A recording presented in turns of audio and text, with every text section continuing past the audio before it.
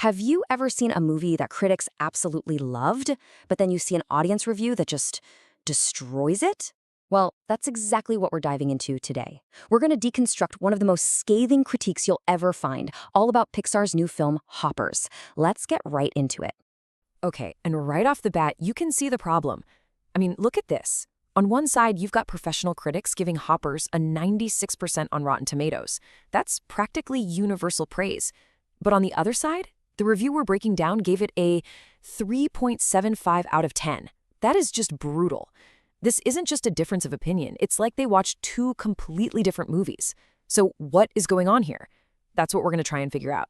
So here's how we're going to break this all down. We're basically going to follow the reviewer's roadmap. First, we'll look at their problems with the movie's basic plot. Then, we'll get into why they think the characters have no heart whatsoever. After that, we're diving into the really explosive part, the alleged covert messaging. And of course, we have to tackle the big mystery. Why do they think the critics loved it so much? And we'll finish up with their final devastating verdict.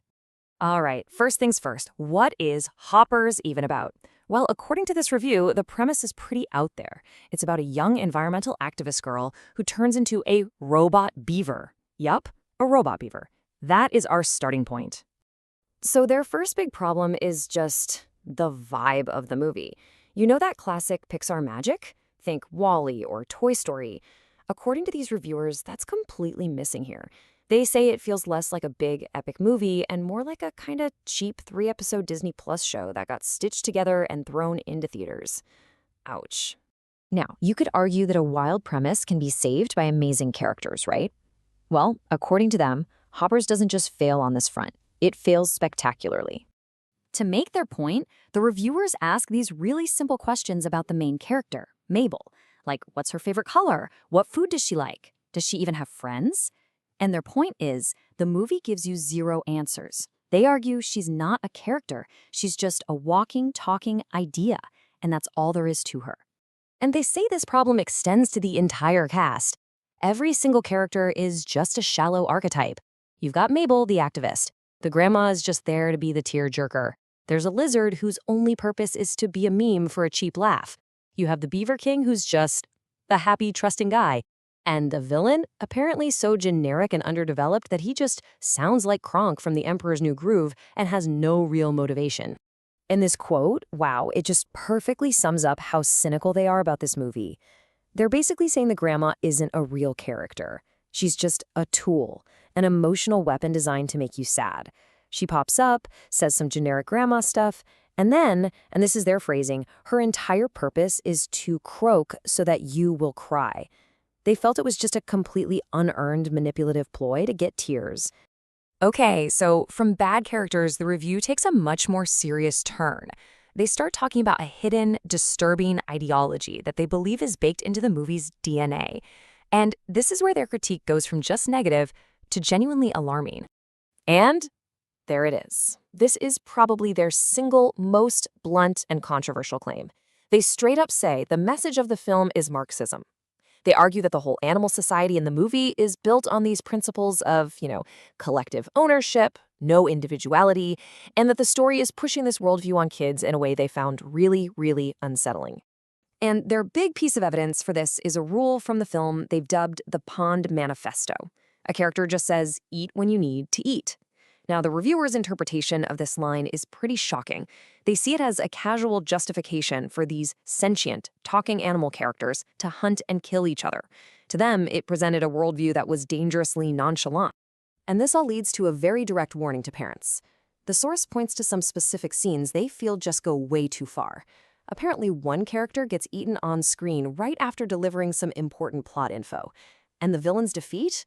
It involves his skin getting ripped off to reveal this terrifying robot skeleton underneath, which they compared to something between Jack Skellington and a Terminator. Yikes. So this brings us to the elephant in the room. If the movie is as much of a disaster as they claim, then how on earth did it get a 96% from professional critics? The reviewers actually spent a big chunk of their time trying to crack this very mystery. Okay, so they come up with 4 main theories. Theory 1, the critics are just ideologically driven. They love the message, so they love the film, period. Theory 2, the movie isn't even a real story. It's just a bunch of random moments stitched together to go viral online. 3, Critics are desperate to prop up Pixar because the animation industry is struggling. And then there's the fourth one, the most extreme by far. It's a full-on conspiracy, and critics are literally being told what to write. They really double down on that chasing trends theory. They point to one scene in particular, birds carrying a great white shark through the air to eat a car. In their view, this isn't storytelling. It's just a cynical, calculated attempt to create something so ridiculous and stupid that it's guaranteed to become a viral meme on social media. So, after breaking down the plot, the characters, and the messaging, what's the final verdict? Well, this is where they deliver their scores, and the difference between them and the critics is staggering. And this visual really says it all, doesn't it? On one hand, you have the critics at a near-perfect 96%. And on the other, you have these two reviewers with a 45% and a 30%. I mean, that's not just a disagreement. That's a completely different reality. When you average those two scores out, you get a 3.75 out of 10. And the reviewers actually point out that this is an unusually low score for them. They wanted to emphasize that they don't just hand out ratings this bad, which, in their mind, makes this negative verdict even more powerful. But believe it or not, it gets even worse. When they rate it specifically as a movie for kids, its actual target audience, the scores just plummet to a 2 and a 1 out of 10. So for them, it's not just a bad movie. It's a potentially dangerous one for children to watch. And so we're left with this huge, fundamental question, right? This review of Hoppers throws a spotlight on this massive canyon between professional critics and at least one part of the audience. It really makes you think, in an age of such polarized opinions, when the experts and the viewers are on completely different planets, who are you supposed to trust?